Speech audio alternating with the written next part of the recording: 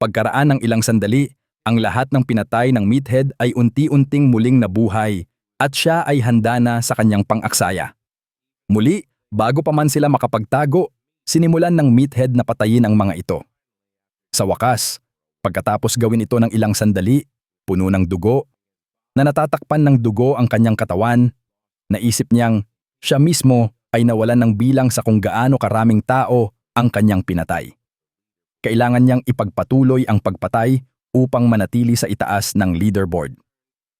Sa puntong iyon, isang yapak ang nagtakot sa kanya, at nang siya ay lumingon, wala nang iba kundi si Ryu.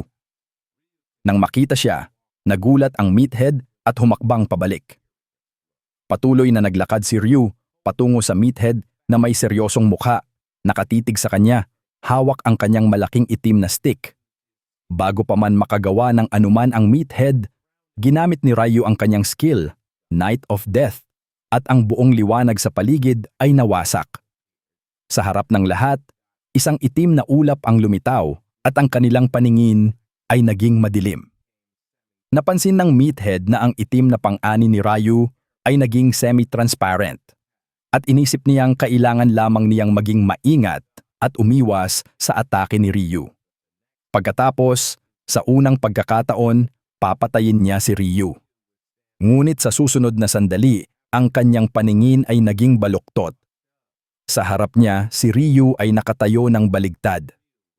Pagkatapos ng isang sandali, napagtanto niyang siya ay nagkamali. Ang kanyang ulo ay nahati na, at si Ryu ay nakatayo lamang ng walang kahirap-hirap, pinaputol ang ulo ng Fire Black Dragon. Sa kanyang huling sandali, sinabi ng Fire Black Dragon na siya ay Black Scythe sa isang dahilan. At mula ngayon, kung si Ryu ay lumapit sa kanya, papatayin niya siya.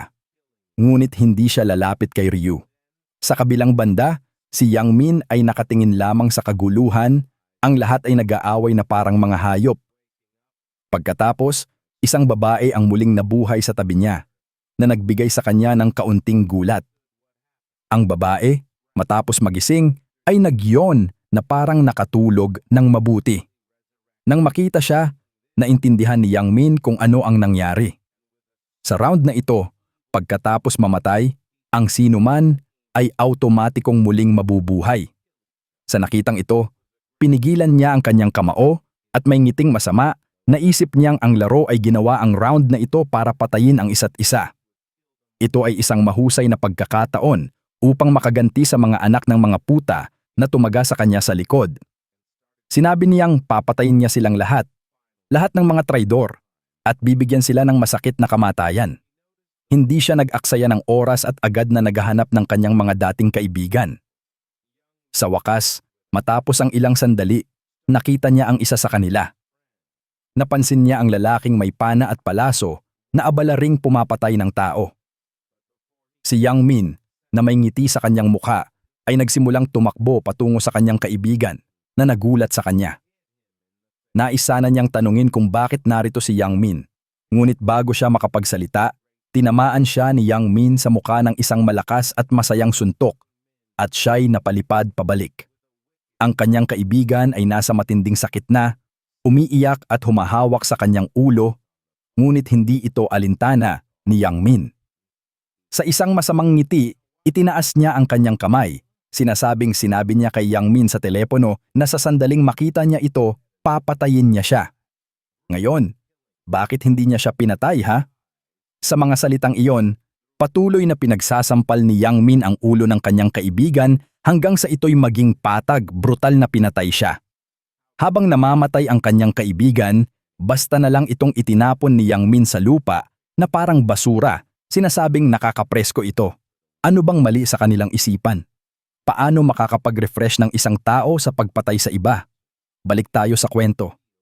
Pagkatapos, bumalik si Yang Min na may masamang ngiti, sinasabing, "Ngayon, nasaan ang iba pang mga anak ng mga puta?"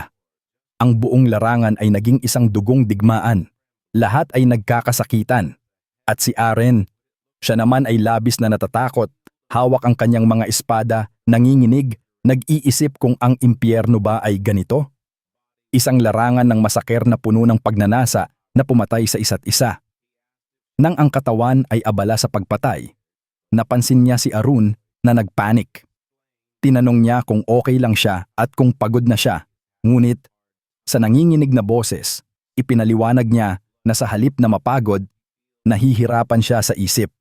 Nakikita ang lahat ng dugong ito, parang gusto na niyang mawalan ng malay at sumuka. Ang bodyguard na may inis na muka ay naisip na siya ay talagang nakakainis. Isang mahina, walang lakas. Kung hindi lang dahil sa pagprotekta sa kanya, nakapatay na siya ng mas marami at umangat sa leaderboard, ngunit hindi niya magawa. Kung may mangyari sa kanya, paano niya haharapin ang heavenly demon? Nang bigla, napansin niya ang isang tao. Mula sa likuran, may humawak sa buhok ni Arun ng mahigpit. Naramdaman niya ang matinding sakit at isang lalaki na may kutsilyo ay itinaas ang kanyang kamay upang butasin ang kanyang dibdib. Wala siyang magawa. Nakatayo lang siya doon, natatakot, sumisigaw. Ngunit bago siya mapatay, dumating ang bodyguard upang iligtas siya. Sa isang mabilis na galaw, inalis niya ang armas ng lalaki. At sa susunod na sandali, tinaga ng bodyguard ang dibdib ng lalaki. At ang dugo ay sumabog sa lahat ng dako. Si Arun, sa kabilang banda, ay patuloy pa ring natatakot. Ang lalaki ay umuungol sa sakit, humahawak sa kanyang dibdib, at ang bodyguard ay lumingon. Tinawag si Arun at inutusan siyang tapusin na siya. Si Arun, sa kabilang banda, ay patuloy na naghahanda ng kanyang isip, sobrang natatakot na hindi makagalaw, nakatitig lamang sa dugo ang espada. Matapos titigan ang espada ng ilang sandali, sa wakas ay inihanda niya ang kanyang isip, at sa tapang, tumayo siya at ibinigay ang huling suntok, pinatay ang lalaki. Pagkatapos noon, nagsimula siyang sumuka sa nakitang dugo.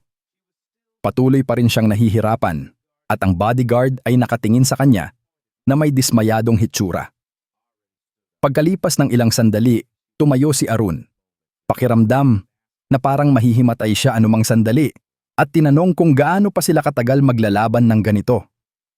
Ipinaliwanag ng bodyguard na ayon sa kanya, may 1 oras pang natitira bago matapos ang round. Nang marinig ito, lalo pang nagpanik si Arun, sinabing ang panunood sa lahat ng ito ay unti-unting pumapatay sa kanya mula sa loob. Hindi niya maintindihan kung paano kayang pumatay ng lahat ng tao na parang kumakain lang, na parang normal lang ito. Kahit na alam niyang kung hindi siya papatay, siya ang mamamatay, hindi niya magawa.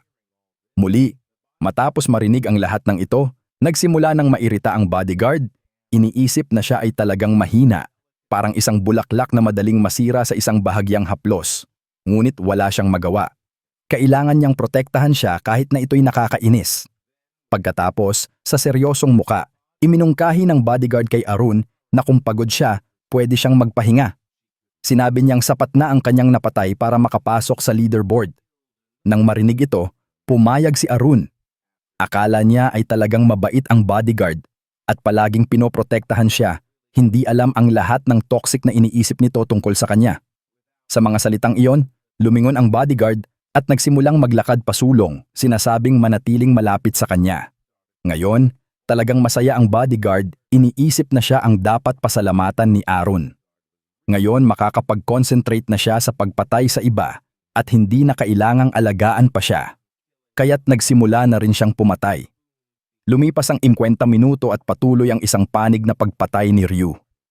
Sa puntong ito, nagsisimula na siyang mabore. Ginawa na niya ito ng maraming beses na kayang-kaya na niyang tapusin ito kahit nakapikit at umaasa siyang matapos na ang round upang makauwi. Matapos suriin, napagtanto niyang may natitirang 10 minuto at nagpasya siyang bilisan ang kanyang mga galaw. Bigla, may isang taong pagod na sa kanyang buhay ang sumugod patungo sa kamatayan. At bilang isang napakabait na tao, pinagbigyan ni Ryu ang kanyang hiling sa pamamagitan ng pagpatay sa kanya sa pinakabrutal na paraan. Ngayon, may natitirang 10 minuto, kailangan niyang bilisan upang muling makuha ang unang pwesto sa buong mundo upang makuha ang gantimpalang nais niya. Sa napakabilis na takbo, nagmadali siyang maghanap ng mga bagong target at ang ibang mga manlalaro ay tumatakbo palayo. Sinasabing kamatayan. Well, si Ryu ay talagang kamatayan mismo. Tulad ng isang ordinaryong araw, tahimik na nagmadali si Ryu, pinapatay ang mga manlalaro na nasa kanyang daraanan na parang hindi ito malaking bagay. Nakatay niya ang tatlo, ngunit pinabayaan ang huli. Ang huling manlalaro ay nalilito, nakaupo at nag-iisip kung bakit hindi siya pinatay ni Ryu. Marahil ay nagustuhan siya ni Ryu? Ngunit ipinaliwanag ni Ryu na walang dahilan upang patayin ang isang tao na napatay na niya noon. Sa ika-4 na round, ang bilang ng mga napatay ay hindi nakasalalay sa kung gaano karaming manlalaro ang napatay. Nakasalalay ito sa kung gaano karaming natatanging napatay. Ibig sabihin, kung ang isang tao ay pumatay ng parehong tao ng maraming beses, isa lamang ang bibilangin. Kaya't hindi na niya kailangang pumatay ng walang dahilan at kailangan lamang niyang hanapin ang mga hindi pa niya napatay. Nang makita ni Ryu si Yang Min na palaging nasa daan upang maging hari ng basura, abala itong pinapandurog ang ulo ng kanyang kaibigan. Ipinaliwanag ni Ryu na ito ang perpektong halimbawa ng kanyang ipinaliwanag kanina. Patuloy na pinapandurog ni Yang Min ang kanyang mga kaibigan ng paulit-ulit sa loob ng ilang oras. Pagkatapos ay nagsimula siyang tumawa at hindi makapaniwala si Ryu kung gaano katagal na pinapatay ni Yang Min ang kanyang mga kaibigan ng paulit-ulit sa loob ng higit sa 2 oras. Naisip ni Ryu na magiging isang kamanghamanghang feat para sa kanya na malampasan ang round na ito sa ganitong paraan. Bigla, isa sa mga kaibigan ni Yang Min ang nag-regenerate. At may laway na umaagos, nagmadali si Yang Min patungo sa kanya at muling sinimulang durugin ang kanyang mukha, sinasabing iyon ang nararapat sa kanya sa paglabag sa kanya. Pinagsabihan niya ito, sinabing dapat ay mas mabilis siyang nag-resurrect. Nagsimula ng makaramdam ng awa si Ryu para sa mga kaibigan ni Yang Min dahil hindi nakakuha si Yang Min ng anumang kill at ang kanilang mga kaibigan ay naipit sa walang katapusang siklo ng pagpatay. Kaya't huwag kang magkaroon ng mga psycho na kaibigan o magwawakas ka sa ganitong kalagayan. Ngayon, may natitirang 1 minuto at lalo pang bumilis si Ryu upang makakuha ng maraming kill hanggat maaari. Matapos suriin ang lugar, may ilan na kumikilos na parang mga psycho, may ilan na hawak ang kanilang mga asawa at umiiyak. Well, napatay na niya sila noon. Sa wakas, nang may 10 segundo na lamang ang natitira, napansin ni Ryu ang isang tao na hindi pa niya napatay. At bago pa siya makapag-react, pinunit niya ito sa gitna. Natapos ang timer at isang dilaw na kalasag ang nabuo, pinalibutan ang bawat manlalaro na nagulat sa kanila. Sa isang tunog ng pag-crackle, lumitaw ang mainit na anghel na may peking ngiting mainit, sinasabing, "Nagsaya ba kayo sa pagpatay sa aking mga unggoy, ha?" Ang lahat ng mga manlalaro ay nagalit sa narinig. Ang simpleng tanawin niya ay sapat na upang takutin ang mga manlalaro hanggang sa mamatay. At si Ryu ay nakatayo lamang sa kanyang cool na pose, nakatitig sa anghel na parang maaari rin niyang gawing isang banal na gulo. Ang anghel, sa kabilang banda, ay nang aasar, sinasabing ang mga tao ay napakadumi. Itinuro niya ang maruming dugo at kung paano nila ginawang dugong gulo ang dating malinis na lugar. Itinuro niya ang maruming dugo at kung paano nila pinabayaan ang dating malinis na lugar na maging isang madugong gulo. Nakakatawa. Nilaro niya ang kanyang buhok at pinuri ang lahat. Sinabing, mahusay ang kanilang ginawa sa pagpatay sa isa't isa.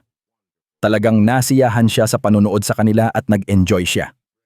Pagkatapos, binanggit niya na kapag naibalik niya ang mga patay sa buhay, titingnan niya ang leaderboard upang ipahayag ang mga nangungunang manlalaro. Ngunit si Ryu ay lalong nainis. Iniisip na parang nag-aakto siya na parang Diyos. Ngunit sa katotohanan, kahit na wala siyang ginawa, kapag natapos na ang round, ang lahat ay babalik din sa buhay. Gusto lang niyang makuha ang atensyon. Isa-isa, nagsimulang mag-regenerate ang mga bahagi ng katawan ng lahat na nagulat sa kanila. Ang lahat ng namatay ay nagsimulang bumalik sa buhay, kasama ang mga kaibigan ni Yang Min. Lahat sila ay nagulat na sa wakas ay natapos na ang siklo ng pagpatay. 5:15:30. Nang magising sila, nagsimula ang mga kaibigan ni Yang Min na kumalabog sa hadlang, sumisigaw kay Yang Min, tinatawag siyang mga pangalan at nagbabantang papatayin siya kapag nakalabas na sila. Si Yang Min ay nakatayo lang doon na may nakangiting ngiti nagpapalakas ng apoy. Patuloy na sumisigaw ang kanyang mga kaibigan at napansin ito ng anghel. Nainis siya at, sa isang nakakainis na tingin ng kamatayan, binalaan ang lahat na kung may sino mang tao na nagsalita ngayon, puputulin niya ang kanilang mga ulo. Kaya't lahat ay tumahimik. Pagkatapos noon, masigla at nakataas ang mga kamay, ang anghel, habang umaawit at sumasayaw, isa-isa ay lumipad sa bawat manlalaro. Sinabi nila na ngayon na tahimik na sila, mukhang mga magagandang obedient monkeys. Sa kabila ng pagnanais na patayin siya sa pinakabrutal na paraan, nanatiling tahimik ang lahat. Pagkatapos ay lumipad siya pataas, sinabing ngayon na ang lahat ay na-respawn, panahon na upang tingnan ang leaderboard. Ngunit tumigil siya, sinabing bago iyon kailangan niyang tingnan kung sino ang nakatapos ng nakatagong subquest. Nagulat ang lahat at nagtanong kung may subquest din sa round na ito. Ngunit walang mga halimaw dito, paano? Bago pa sila makapagsalita, ipinaliwanag ng anghel na sila ay talagang mga hangal na maliit na unggoy. Akala ba nila ang mga subquest ay maaari lamang matapos sa pamamagitan ng pagpatay sa mga halimaw? Sa isang pag-flick ng kanyang kamay sa harap ng lahat, lumitaw ang subquest window. Nakasulat doon na sa pagpatay sa zone leader sa limitadong oras, maaari mong matapos ang subquest at ang gantimpala ay ang pinakamababang ranggo ng Mana Stone Draw Token.